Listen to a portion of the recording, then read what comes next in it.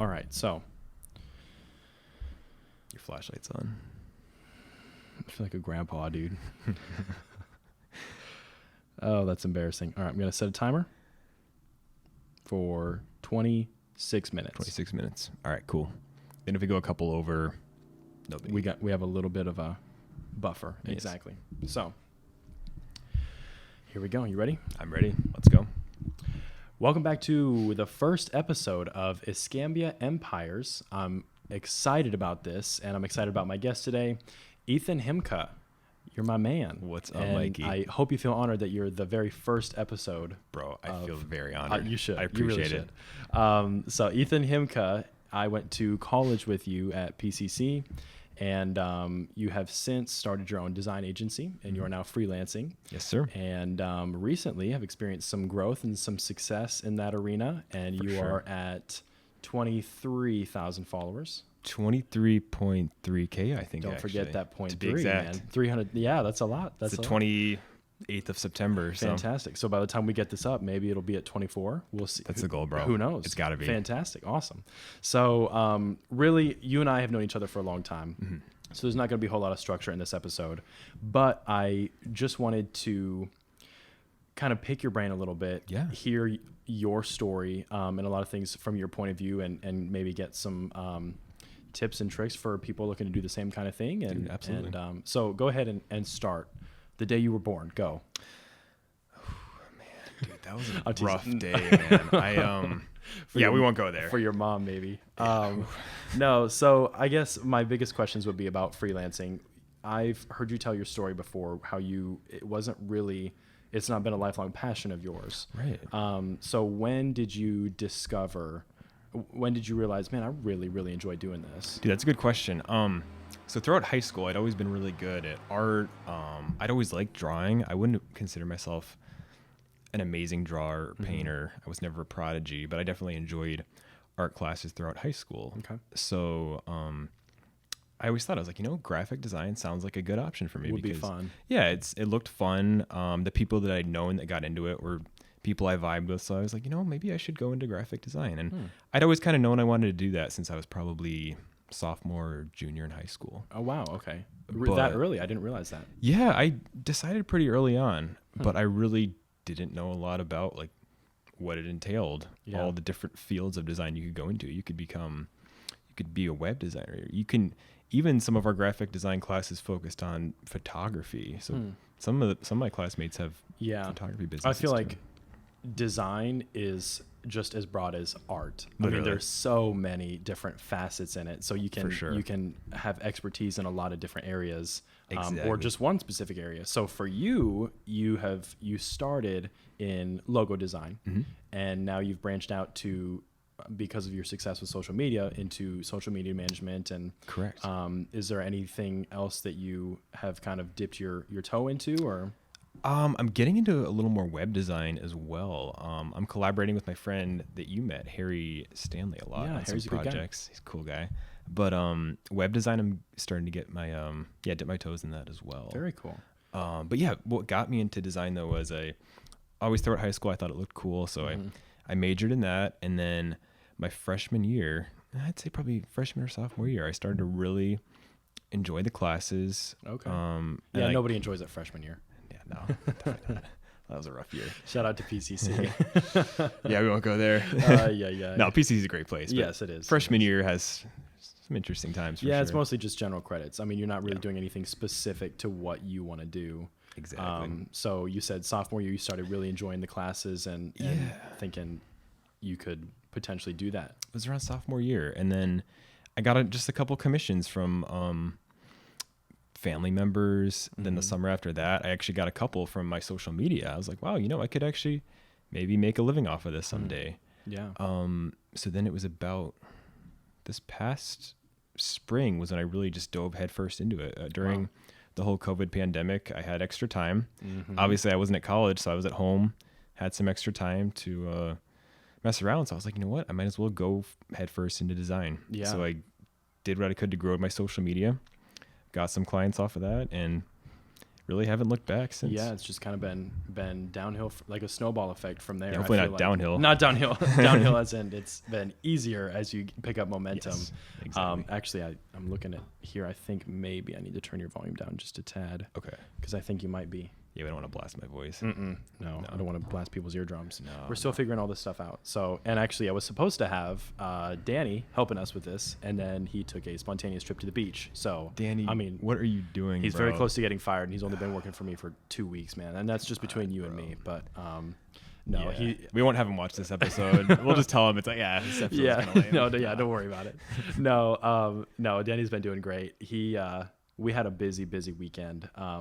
Anybody who's been seeing my Instagram, I had a listing go live on Friday, and by Friday night we had an offer, and then by Sunday night we had 7 contracts on the table. Busy weekend, bro. Yes, and this has been his first time. I mean, I told him, I was like, one of your jobs is handling and scheduling showings, because that doesn't need me personally to be involved, just coordinating times with people. Yeah. And I think we had 6 to 8 showings. We had like 4 showings Friday night. I think we had 6 showings Saturday, and then 8 showings on Sunday, and then we had several lined up for Monday. But when we went under contract on Sunday night, we had to cancel all those. So I feel like he did very well for this being his first time. But also, it was. He told me later it was a little bit overwhelming for him. So he adapted quick though, for being 3 weeks in. He did. He did very good. So I'm excited for him, and I told him, I was like, hey, take a little bit of a break. We just have a couple things that we did earlier this morning, and then he took off. So figured with you and me doing this, we'd be all right. Yeah, which I feel like we're doing okay. You know, I don't need Danny here as my security blanket. So we're good, bro. We're good. Anyway, having said all that, so you started making a couple commissions for design jobs for friends and family. I know. Nice thing about being at college in general is it's kind of like you're around a lot of people who are learning the same things as you, and around a lot of people who are, just beginning their professional lives. So a lot of people with ideas. It's kind of like a greenhouse for success if you're surrounded with the right people. Dude, so absolutely. I know you did some design jobs for people on campus and things like that. Now, when did you start charging? I'm sure it's been a long kind of arc there, but.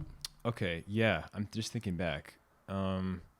The first couple commissions I did for family when I was a sophomore, I mean, I really wasn't that confident in my skill yet. $500, mom. So I was just like, I did it one for my aunt and one for my cousin. What did I do? My cousin, it was an invitation to her wedding. Oh, okay.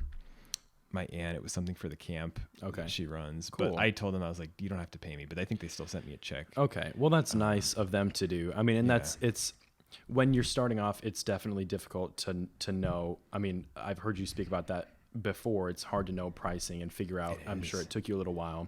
Yeah. And it's hard when you're first starting out, when you don't have much experience. Every job is good because it gives you experience, and the more experience you have, the bigger portfolio you have, and you can charge more. 100%. But in the beginning, it's kind of tough, I think, to be like, really sticking it to people. And if it's your friends and family as well, I mean, that's really, you're not going to charge an arm and a leg for that. I always tell people, because I have people asking me that are trying to do the same thing. Like, what should I charge in the beginning? I always say, in the beginning, just do some projects either for free for friends and family, or just make up some projects. Like, what I would do, I would just make up different company names and create a logo for them, and then I remember post it on my social media. Yeah. I mean, definitely, you can tell people if they ask that it was fake, but you can at least show what you can do. Well, it doesn't matter if it's fake. It's you getting your creativity out. Yeah, it's still your work. Exactly. Yeah. And I think that's key to being good at anything, is just doing it constantly. And I remember, because you and I started really getting to know each other like your senior year. Yeah, around this time last year. Yeah, I'd say probably. Yeah. It was about. I don't know why I'm stuttering. It was Yeah, about a year ago. I'm so excited to be here. I know you're excited to talk with me, but just dude, I feel like I'm really sorry. I'm just very. You're a celebrity, man. That's fine. Anyway, having said all of that, I forget where I was going with that. We just started about a year ago getting to know each other, and I remember seeing a post here and there on Instagram, and then I remember when you finally buckled down. And started making a post every single day, and it's fun stuff to watch, man. It's just short, like 1 minute or less videos, just time lapses of your graphic design stuff, and you were pumping them out. I was going, dude, I think once a day for a solid probably 2 months. Yeah. Yeah, that was a huge. Now you had like 2,000 followers when you started doing that, Mm-hmm. and then how long would you say? I'm sure it compounded over time. How long would you say it started taking before you really started seeing results from that? It was around, okay, so that was around the end of March that I started posting every day. Mm-hmm. It was around the beginning of May that I started to really Just see a couple ton of months. followers. Yeah. Wow. By the end of May, I'd hit 10K. Mm. So pretty much within 60 days. Yep. I gained remember 8K I remember followers. you'd Yeah. be texting me and we were talking about that, you know, like social media, and you were kind of showing me different things. And then it seemed like every day you'd be texting me with another 1,000 followers. Like Saturday you had 9,000, then Monday morning you're like, I'm at 10.5, man. And it's just, it was crazy. And it would all just be within the same week. Like there would just be a week where I'd just have this one post that would just go viral, and then I'd keep posting anyway. And it was just kind of like you were saying before, just a snowball effect. Yeah, that's exactly right. And it's that consistency that I'm sure the posts that may not have performed that well on their own, in coordination with everything else, it did well. It all did well. So that's, sure. Man, it's exciting. And you know that about me. I see something going well and I'm like, gotta hop on it. Well, I want to hop on it. And also I'm excited that things are happening for you. And now, sure. I mean, you're really doing well, and it's just cool to be a part of that.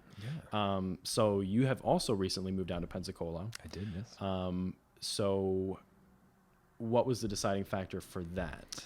Honestly, man, I love it in Florida. I'd always talked throughout high school about moving down here. I just love the palm trees, love the beach, the warm weather. I mean, I'm from Pennsylvania, so we have very warm very weather cold weathers. Or cold winters. Cold weathers. Cold weathers.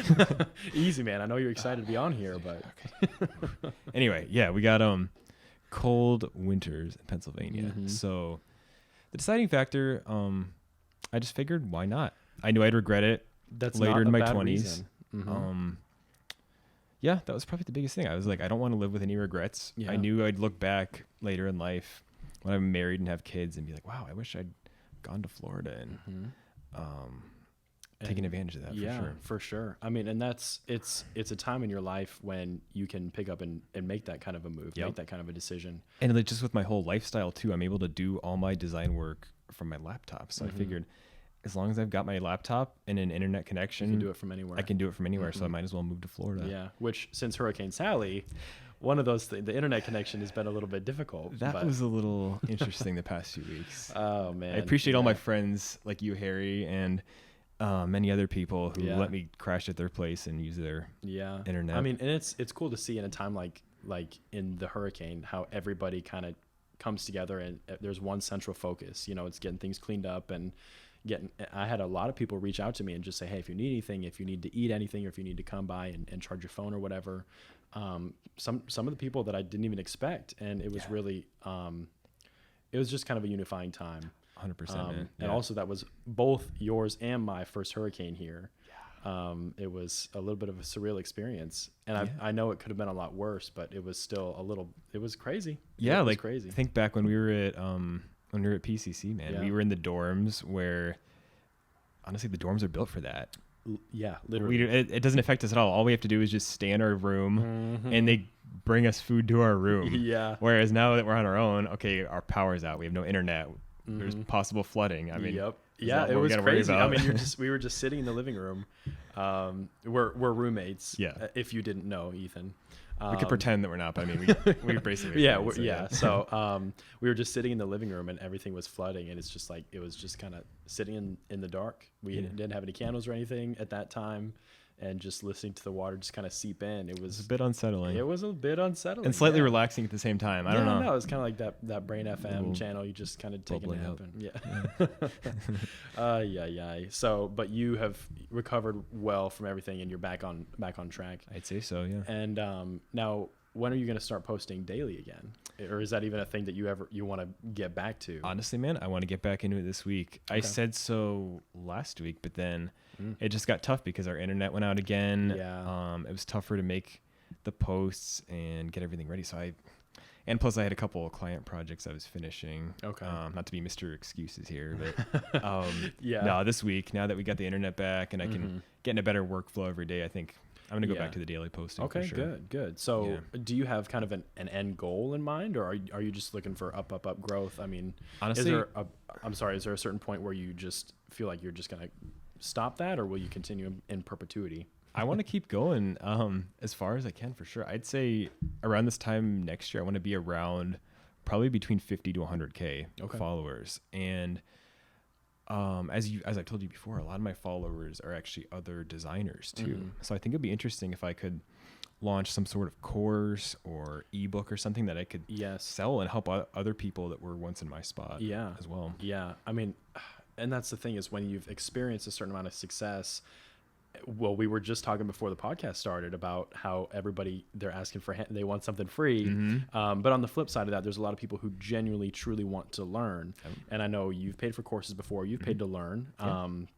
You went to college and got a degree. I mean, and after that, you've continued your education.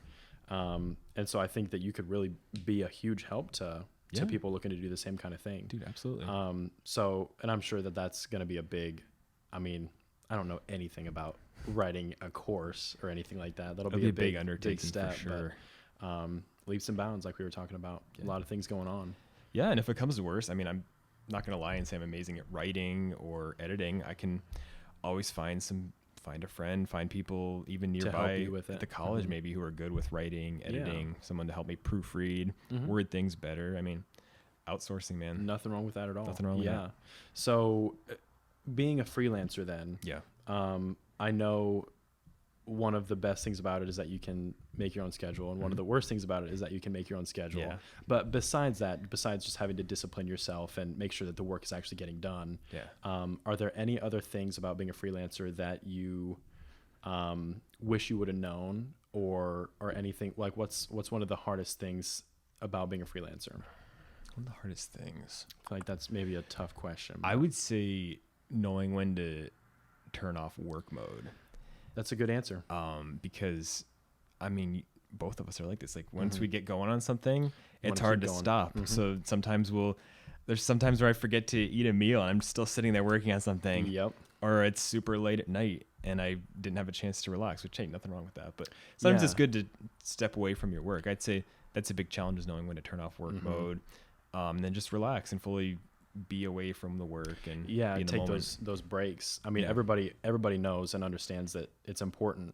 But it's hard when you're on a roll to stop. And that's something that you and I both have done in the past and are continue to do, is if you're feeling particularly energetic on a date, pull an all-nighter, work for the rest of that day, and then maybe catch up the rest of the next day or whatever. But I think that's, once you're in that flow, man, it's hard to get out of it. That's the flow. That's exactly right. It's that momentum. And then once you crash the next day, trying to get that back, it can be kind of a vicious cycle. But that's interesting. So knowing when to turn work off. Now, is there another benefit that you didn't expect about being a freelancer? What's one of your favorite things about it? I would say the people I get to meet. I used to be really, really introverted throughout high school and even the beginning of college a little bit, but I really like how this has forced me just to become more extroverted, meet more people. I enjoy now getting to get on the call or meet up with new people and help them with a project. Just the variety of new experiences. Whereas if I was working a normal 9 to 5, I'd be seeing the same people every single day. It's easy to fall into a groove. Now I'm meeting new people almost every week. That's definitely a huge benefit. I'd say just the different personality types you get to meet and fully experience, I would say. 100%. I think probably one thing for me about being, I'm not a freelancer, but I do work with people a lot. We work with people a lot, and I run my own business underneath another business. But I think one of the biggest things is just at our age, the confidence that it gives you, not being arrogant or anything, but just knowing that you have a service that you bring to the marketplace and you get paid accordingly. And it's exciting to be able for you to set your own pricing and and charge what you're worth, truly what you're worth. And if somebody's not going to pay that, well, that's okay. I'm sure there's another designer for them, but you can always go find someone else who will pay you what you're worth. For sure. And that's something that I was thinking about the other day when I was listening to a podcast that you were on with Harry. Yes. Harry's just getting a lot of shout outs. I know. We just keep keep talking about Harry. No, but you guys were talking on there about how you determine your pricing and things. And I just remember thinking, man, it's nice for you. You know, the more talented you get and the bigger your name gets, the more, you know, the more you can charge. And you can change your price literally anytime you want. I can go on my website right now and be like, okay, I'm going to change this package to this price if I want to. It's exactly. Nice having that freedom. It really is. It is. So do you see yourself designing logos for the foreseeable future? Or I know you're kind of looking at, you know, courses and different things to supplement. How long do you think it'll be before you kind of step out of the production, I suppose? Have you thought about scaling at all, or? Oh, 100%. I would say by the end of this year, I want to have my first ebook or course launched. Okay. What might happen is the first ebook might just be free, just to get the emails from people. And then I'll begin an email marketing campaign. A little bit of a database going. Yeah, because then I can have people that I can send updates to every couple weeks, give a little reminder about the new course I'm going to launch. But yeah, I'm definitely, a lot is in the works right now as far as courses and such. Very cool. Okay. I really enjoy logo design, so I'll keep doing that as long as I can. Well, why not, man? Keep doing what you love. And if that's for sure, that's the thing that's exciting, is you're doing what you enjoy and you're getting paid for it. Yeah. So there's doesn't even feel like work. It doesn't even feel fair on some days. Exactly. Yeah. That's cool. So about Pensacola then, what's some of your favorite things besides the beach? Oh, man. Because everybody loves the beach. Well, I guess not everybody does, but definitely us who grew up more in the north. Yeah. So besides the beach, what are some fun things that you have enjoyed doing here? Dude, just the friends that I've been around, like being able to room with you. Yeah. Our friends, I'm stuttering again. Some of my friends from the college. Dude, on a side note, I always have struggled with that. I used to sell at Men's Warehouse, sell suits and stuff, and I'd be standing there presenting like a $500, a $250 suit or $1,000 suit, and just like talking, and then it's like I would stutter, and I'm like, I don't know why I struggle with it. You just get excited. Excited, and you just trip over your words. Anyway, continue. Sorry, the friends you were making. Yeah, the friends we're making, and then I was friends with a lot of people. I mean, still am, obviously, from PCC, and living pretty close to there. It's nice just being able to hop on campus, pick up some friends, and hang out with them for a day or afternoon or whatever. Yeah, that's so valuable. Oh, the alarm is going off. Give me 1 second. Okay, cool. I apologize for that. We're at Mark Downey's office, and I forgot that the alarm comes on at 6:30 regardless, just in case somebody, when they lock up, they forget to turn it off. I was getting nervous. I thought like someone broke. Well, when we first came in tonight, I put in the code wrong accidentally, and it was like beep, beep, beep, beep, beep. And I was like, we might have the police showing up at the door.